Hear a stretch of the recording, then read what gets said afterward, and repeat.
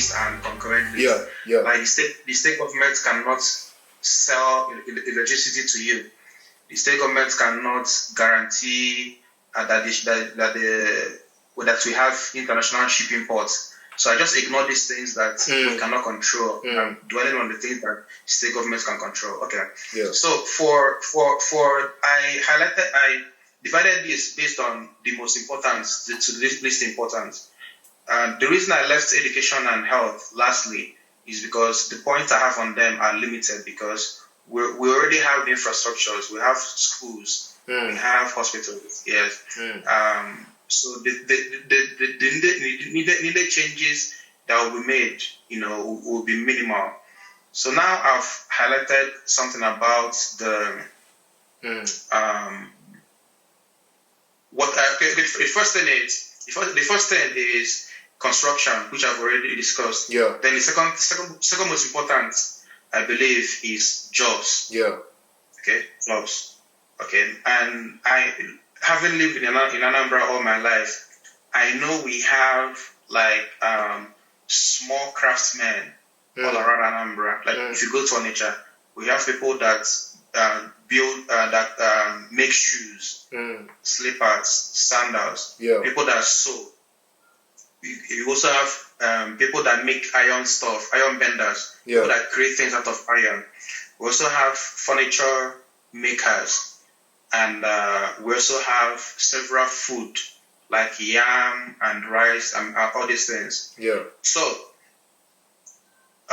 what we're going to do here, I hear some people talk about we create industries, blah blah blah blah, but all these things come from somewhere. Yeah. And what we're going to do is we're going to focus on manufacturing. Okay. Because I hear Buhari the other day, he said we should go back to the farm. Going back to the farm is not the solution of Anambra State. Yeah. Or it's not the solution of Nigeria. Yeah. There's what we call Engel's curve. Engel's law. Is that as people's income increase, the percentage of money they spend on food decreases. Let me explain it. If your income is 100,000 naira in a month, you probably spend. If you have a family, you probably spend 60,000 on feeding, and 60,000 is 60% of your income. Yeah. If your income increases to 1 million, you cannot possibly spend 600,000 on feeding, right? Yes. You spend less percentage on feeding, and you spend more on manufactured products, like cars and other accessories. So for Anambra State to make money, we need to focus on manufacturing, on factory, on companies. So, given what I've highlighted about shoemakers and iron makers and all these people, my government, we are going to establish. Now, the state is the land in the state is managed by the governor. So we're going to build a very massive site where we can invite private people that want to set up their shoemaking businesses, furniture making businesses. It's a very big factory. So these people come and we give them spaces. We facilitate the importation of the materials they need. Because we're not going to buy the materials. For people that are interested, they partner with the government. Government will facilitate the importation of the things they need to make these things. Yeah. And then the government will also provide and be very serious with quality control. So the government will provide free services for quality control and make sure that everything that is produced in that factory is up to world standard. Yeah, I agree. Yeah. And then if this is so, and they are world standards, it means that this product can compete with all those things we have in main markets now. And if this is so, it means that other people in Nigeria will also want to patronize the things we manufacture in these factories. Yeah, and perhaps export as well to the whole world. Perhaps because like you said, with good quality control and good governance and regulations, other countries can see and accept that, okay, My people in the people in Australia, Canada, and the rest, China, can use Nigerian products because they know that Nigerian products are good. Yes. So I don't want to go crazy in talking about we manufacture cars, we manufacture planes. These ones are things that will happen much later in the line. We're already doing that. Look at Innocent in Newe. I mean, just similar to what you mentioned. He has a factory. I don't know that I think it's mostly assembling. I'm not sure. Yeah, true. Yeah. No. My point is, I'm talking about what I will do as a government. Okay. Yeah. Yeah. Of course, supporting us, and I invite people to invest in the state. Yeah. And also, when people see this infrastructure in the state, like the tunnels and the water in every home, which no state in Nigeria has, businesses will begin to come to Anambra. Yeah. But I'm talking about the things that I can control as a governor. Yeah. So I cannot control setting up a car factory. No, of course. No, I agree with bro. Honestly, as we try to conclude, I agree with all these solutions you mentioned. One thing I'm going to try and say is this, right? I agree with construction, with jobs, with blocking resource leakages, with the only thing because I think we kind of skipped the issue of education and health, and hopefully next time we're gonna drill down into it because I think I'm doing a research because I want to do a video on the importance of education in Nigeria and how it can help to change. Because I believe that one thing that I don't know what you think. We need to start changing our mindsets in Nigeria. We don't have critical thinkers in Nigeria. We don't have a lot of critical thinkers. Our education system is set up to produce people that just say what the teacher tells them to say. The way you approach this question, and probably that's because you're in a different system of learning and you're taught differently, is because you were able to sit back and think critically and say, this is what will work, this will not work, this is where we are today. I want to be realistic, I don't want to make bogus promises. You said so yourself, and that is what critical analysis does to someone's mindset. I don't know if you know what I mean.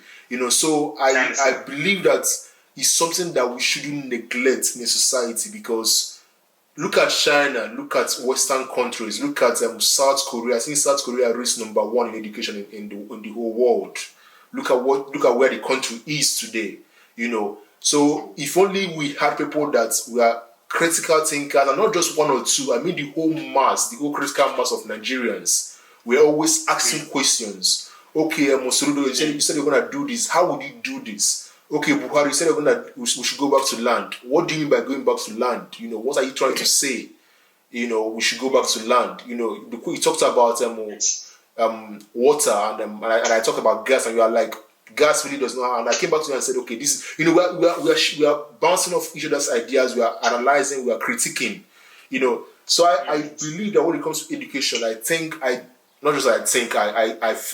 know that something has to change in that regard. When it comes to health, this as much as I do, the brain drain when it comes to our health workers is increasing day by day. I mean, doctors from Nigeria are fleeing Nigeria in droves, like whether it's going to UK or Canada, So we're not going to feel this now, but we're going to feel this down the line, when our brightest minds have all left Nigeria. Who is going to remain? I don't know if you know what I mean. Battery 90%. Yeah. Connected to Noble's iPhone. So go ahead. Go ahead. Yeah. So go ahead. Yes. Okay. Yeah. So I said at the beginning, I said that my plan is based on where we are now. Yeah. And my plan is based on 8 years of being in office. Yeah. Okay. And I believe there are many things to be done, but we need money. Yeah. So everything I'm saying so far leads to how to generate money, right? Yeah, revenue generation. Yeah. Yes. And the Harvard University is valued at $42 billion. Yeah. It means that their current value is more than Nigeria's budget. So if we are looking at getting world-class education, it means that we must make the money first. Yeah, okay? yeah. Yes. So going by the things I've said so far, the tunnels. As we try to conclude now, yes. Yes. Yeah. So our education system will be based on practicals. We'll try to encourage technical education. Not this conventional education of people going to class and cram and then write exam. Yeah. And these things are not productive in any way. Of course. Now, when people see that when I go to school and come out, there are many factories I can work in. There are many companies I can work in. It also incentivizes people to work hard, to learn the skills that are required. Like in Anambra State, for instance, is there any motivation to study engineering in Anambra? No. There's no motivation to study anything meaningful because there's nothing on ground. Yeah. So we must pay attention to building the economy. So that, and then when people want to go on IT, they know there's a factor to go on IT. Yeah. When people are doing engineering, they know there's a government-owned construction company that they can go and do attachments, in those companies. Yes. Yeah. And like I said, I don't want to, I'm talking about 8 years in office. Yeah. So I don't want to go into much unrealistic things about education. I just talked about if you're there about health. Our key goal is to make sure that everyone has health insurance. Because the reason why, the life expectancy in Nigeria is 54, 54 years, while in developed countries it's 77 and above. So the reason why many people die early is because we have health problems. But because we don't have sufficient money and we don't have insurance, people just endure these problems until it gets out of hand. Yeah. Leading to death. So, if we are able to institute health insurance policies in the state, and to make sure that we hold these insurance companies accountable, making sure that they pay money to people that need them, I believe people won't be so scared of going to the hospital because of money. Yeah. So health insurance is not what we don't need. The government doesn't need to spend any serious money on it, right?